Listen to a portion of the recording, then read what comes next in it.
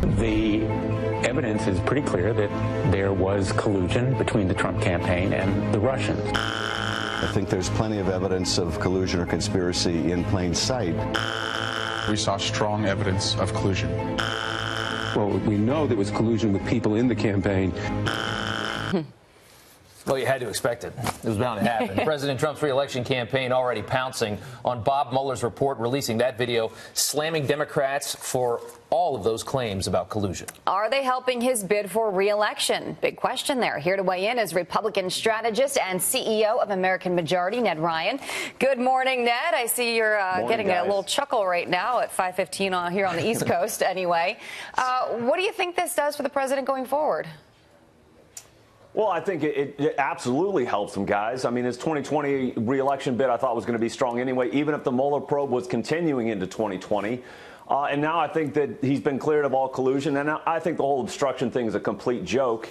I think Democrats are going to have a really hard time running against him if the economy continues to be strong and all these other policy items of his continue to be a success. But the thing about it, too, that people aren't really, I think, focused on too much is you really think Trump and his supporters, myself included, are going to say, oh, I'm so glad that we've cleared up this misunderstanding and can move on? Heck no.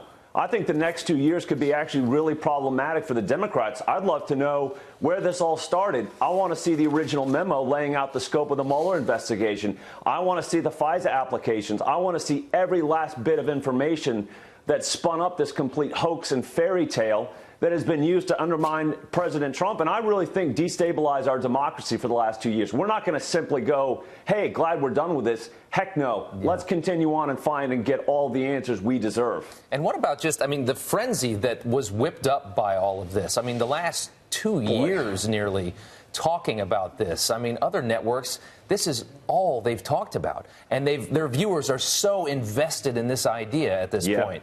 I mean, how do you take people like that and say, hey, get ready to vote in 2020 because we really need you to trust us? Yeah, and we've been lying to you for the last 2 years. No, I think this is very problematic, Rob, for a lot of people in the mainstream media. I thought they already had credibility problems coming into this administration. I think the last 2 years they've literally poured gasoline on themselves and lit themselves on fire. I don't know how they're going to get people to trust them moving forward because they have pushed, I think, one of the greatest conspiracy theories that we've seen in our history, not only with the mainstream media, but now you've got members of Congress like Adam Schiff and Eric Swalwell and all these others that have been pounding the table, claiming they have proof and evidence of collusion. I'm not sure how any of the American people can take these members of Congress seriously moving forward. But the problem is, you're right, Rob, a lot of the resistance, a lot of the hard left, they have been promised, they have invested so much time and energy and emotional energy into this.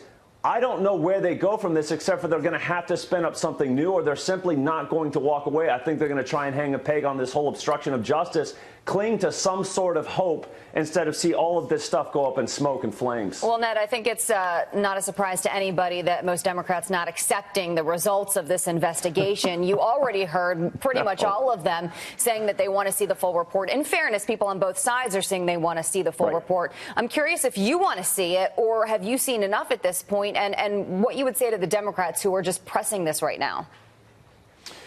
Well, first of all, I have to say, Jillian, I think Democrats are handling the 2016 loss so well. I think that they have finally come to that conclusion they've lost, and I'm being deeply sarcastic. This is one of the greatest political tantrums ever, because they really are. This is all about trying to nullify the 2016 elections. They cannot accept that Donald Trump is in the White House, and I would say he's going to be in the White House for another 6 years. No, this is going to be punishment by process. They're not going to accept these results. They're going to find something new. They're going to continue to pound away at him in hopes that they can somehow weaken him before the 2020 elections.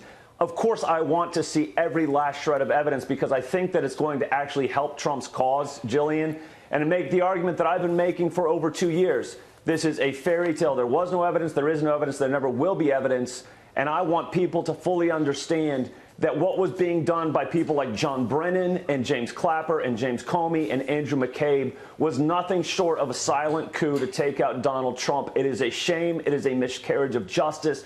And as your previous guest said, the American people have to understand, if we do not protect the rule of law and equal application of it, that has very, very detrimental problems for our republic moving forward. Yeah. We have to come to the point where we can actually trust our legal system again. And right now, I think we've got serious problems with it. All right. Ned, thank you so much. We appreciate your time, as always. Thanks, guys.